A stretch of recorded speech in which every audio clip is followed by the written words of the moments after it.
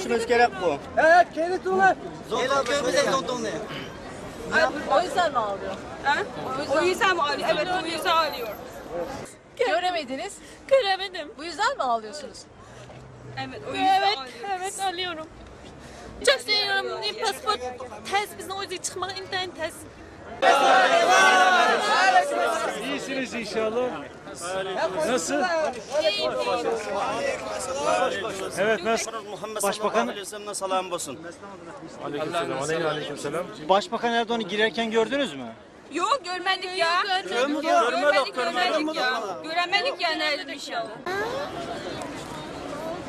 Aşışık çölmesiz. Biliyoruz biz. Çok memnun olduk bu yere geldiğinizde, çok memnun olduk. Ben korsan bulduk, çok hoş geldiniz. Çok memnun oldum. Biz de Türk halkını çok seviyoruz biz de.